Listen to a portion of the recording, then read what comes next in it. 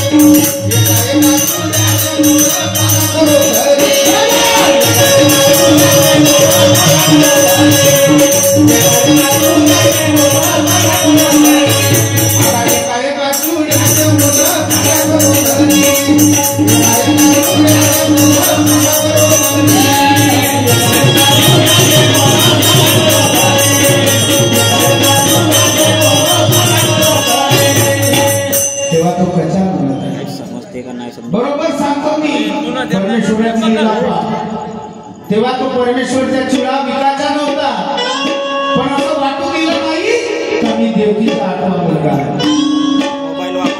हात सुद्धा लागू दिलं नाही. परमेश्वराची लीला मोठी अगाध आहे. ज्याच्या मागे परमेश्वराचा हात आहे तो गरीब राहील नाही राहणार. पण परिस्थिती पहा बरं. पाहदैवाची गती, पाहदैवाची गती आहे नारी, पाहदैवाची गती आहे नारी.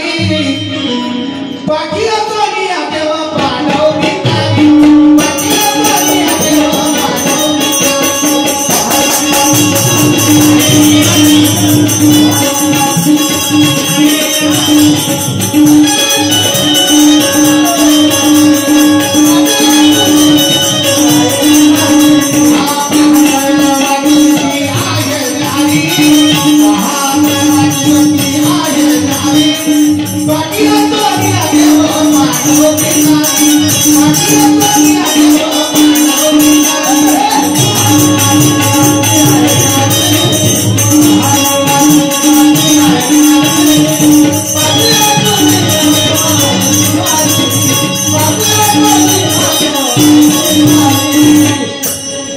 तरी सुद्धा त्यांना काय त्रास भोगावा लागला.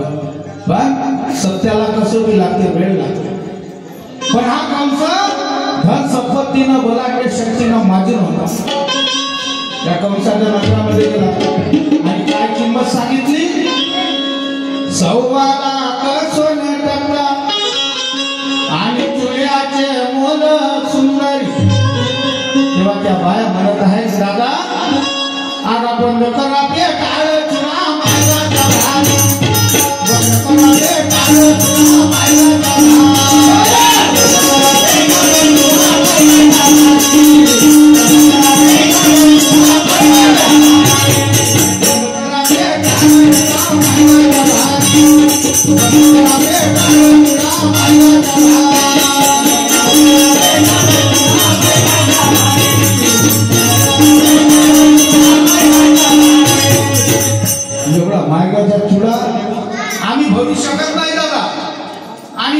मायगाचा चुडा आम्ही घेऊ शकत नाही, कारण आम्ही गरीब आहोत, आम्ही सासूरवासी आहोत. त्या सुना बिचाऱ्या पर्यंतच्या सासवाईचा मान करत होत्या.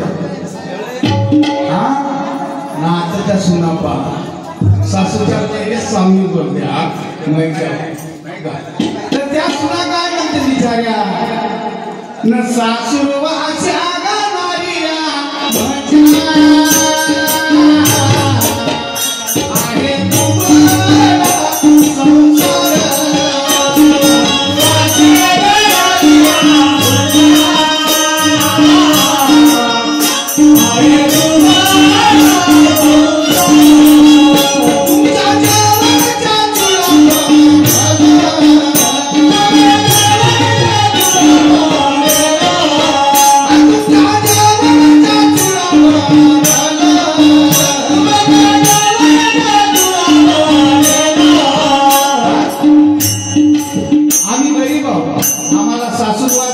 संसार. आणि एवढे पैसे तुम्हाला देऊ शकत नाही. मग कोणीतरी मोठ्या लोकांची श्रीमंताची बाई तुमच्या जवळच्या एवढा माझ्याच्या थोडाभर आम्ही 1000-5000 घेऊ शकतो. तुम्ही लाख किंमत सांगितला तेव्हा त्या बाया म्हणत आहे तुमच्या जामाच्या चुडावर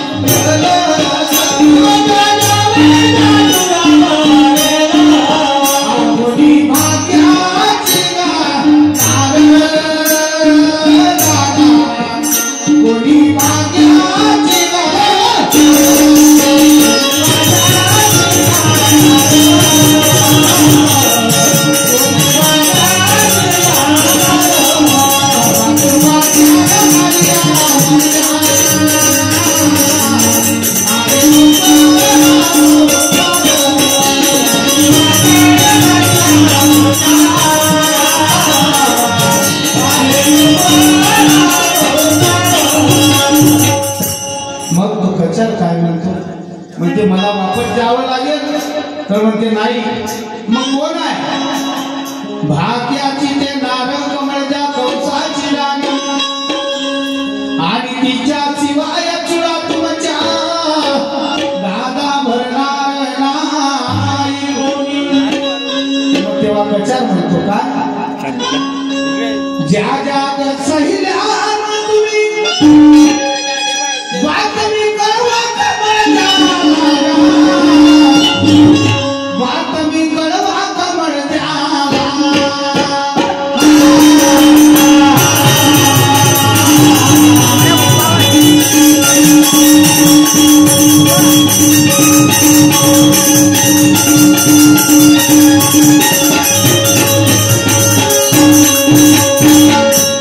आणि उच्च मोलाच्या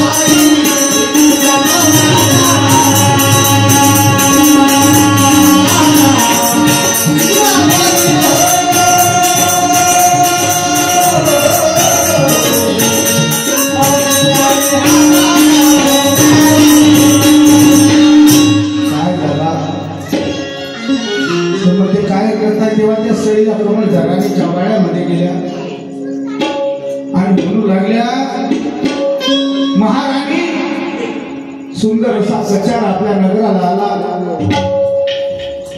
पण चुडा मायकाचा आहे आम्ही भरू शकत नाही. तेव्हा कमळदाराने त्या बायाला म्हणत आहे, म्हणते माझ्या बाळाला तर त्याला घेऊन या, मला बघू तर द्या कोणता कचार होईल. तेव्हा त्या सईला त्या कचाराकडे गेल्या, म्हणते चला कमळदार राणीच्या आदेशाला तुम्ही वड्याला बोलवला, समोर काय होते बघा. पुढे सहिल्या मागे वैरागी चालले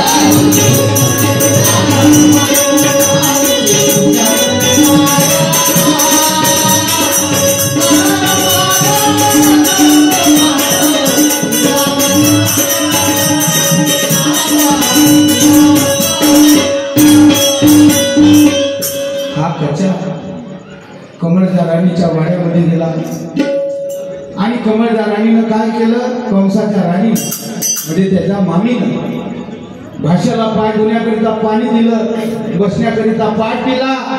पण तिला हे माहित नाही की हा देवकीचा 8वा मुलगा माझ्या भाषा कृष्णा.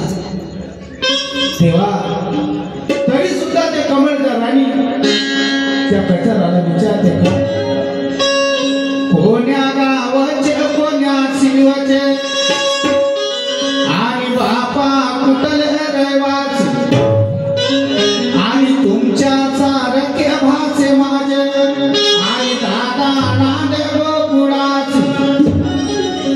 ते कमळदार राणी म्हणत आहे. पण तेव्हा कचार काय म्हणत आहे, नाही गावचे नाही शिवाचे दुर्गे रहिवासी, नाही गावचे नाही शिवाचे दुर्गे रहिवासी.